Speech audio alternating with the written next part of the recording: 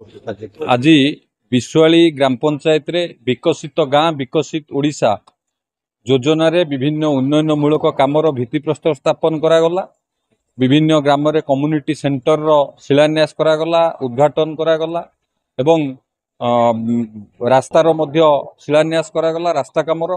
ता सहित विश्वाली पंचायत रे जो भली भाव रे आमर यशस्वी प्रधानमंत्री नरेंद्र मोदी जी मार्गदर्शन रे माननीय मुख्यमंत्री मोहन चरण माझी जी दूरदृष्टि संपन्न नेतृत्व में ओडिशा रे समस्त निर्वाचन मंडली समस्त जिल्ला रे सामग्रिक विकास होउची। ये विकास क्षेत्र रे निजुकु सामिल करी एई पंचायत रे बिजु जनता दलर नेतृत्व राजकिशोर पतिंकर नेतृत्व रे एवं अन्यान्य नेतृमंडली बिजु जनता दल छाड़ी आज भारतीय जनता पार्टी रे मध्य जोग देले। भारतीय जनता पार्टी रे जोगदेले एथिपाई जे किभली भाव रे ये पंचायत विकास हम आम अंचल विकास हम सामग्रिक विकास हम ताकू लक्ष्य करी से आज भारतीय जनता पार्टी रे जोगदेले। मोर समस्त को आज भारतीय जनता पार्टी रे स्वागत। निश्चित भाव में भारतीय जनता पार्टी मध्य सांगठनिक क्षेत्र रे ये पंचायत रे ये जोन रे तार स्थिति सुदृढ़ है एवं जो लक्ष्य रखी सरकार काम कर युवक हूँ महिला हूँ कृषक हूँ जो वर्गर लोक मानकर विकास सबु वर्गर लोक मानकर विकास समस्तंकर विकास सबु क्षेत्र विकास से विकास क्षेत्र में से निजको सामिल कले एवं पारादीप रे एबे जो वैप्लविक परिवर्तन आसवा जाऊँगी से स्वास्थ्य क्षेत्र में हो शिक्षा क्षेत्र में हो निजुक्ति क्षेत्र में हो एवं पारादीप रे विभिन्न प्रकार इन्वेस्टमेंट आसवा जाऊँगी समस्तंकर सहयोग रे आमे पारादीप रे विभिन्न विकासमूलक काम करने सहित आम जिला को आगे नवा एवं माननीय प्रधानमंत्री माननीय मुख्यमंत्री जो विजन अच्छी 2036 सुधा समृद्ध ओडिशा गठन करवा 2047 सुधा विकसित भारत रे विकसित ओडिशार सुनिश्चितता करने समस्तंकर मध्य सहयोग आवश्यकता अच्छी। ये विकास क्षेत्र में समस्ते निजको सामिल कर हृदय समस्त धन्यवाद जनाऊँ।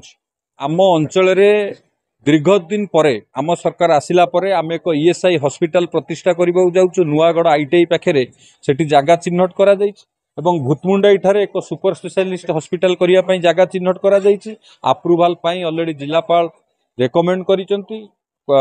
आगामी दिन में पारादीप रे ESI hospital super specialist hospital हम एथिपाई मध्य समस्त प्रकार व्यवस्था सरिछि। खाली स्वास्थ्य क्षेत्र में शिक्षा क्षेत्र में मध्य बहुत उन्नति आसो। आपन जो देखिए Paradip college Rahama college Kujang college एथिपाई मध्य सरकार तरफ विभिन्न प्रकार सहयोग जोगई दिया जाइछि, अनुदान राशि जोगई दिया जाइछि। ता सहित हाईस्कूल गुड़िक किभली भाव में रिनोवेशन हम इंफ्रास्ट्रक्चर डेवलपमेंट हम सेथिपाई मध्य व्यवस्था करा जाउछि। तो जो मौलिक सुविधा पूरण करिबारे जो दीर्घ दिन लगी जाइछि पारादीप रे एते संभावना थाई से संभावना किभली भाव में वास्तवता रे आमे परिणत करिवु सेथिपाई आम सरकार प्रतिश्रुतिबद्ध। सीएसआर हॉस्पिटल करिवा पई एएमएनएस पारादीप रे एक सुपर स्पेशलिस्ट हॉस्पिटल सीएसआर करिवा पई से माने मध्य सहमति प्रकाश करिसंती एवं अन्यान्य शिल्प संस्था मध्य सीएसआर पांठी रे विभिन्न उन्नयनमूलक काम करिवा पई मध्य से माने मध्य हाथ बढ़ाइछंती। आपण देखिबे आगामी दिन रे पारादीप रे जो संभावना अच्छी निश्चित भाव में मौलिक समस्या पूरा करिबारे आमे सफल होबो। देखंतु पारादीप रे आईओसीएल 62,000 कोटी टंका इन्वेस्टमेंट करुच्ची नाफ्था काकर प्लांट रे। तार सॉइल टेस्टिंग सरी जाइए।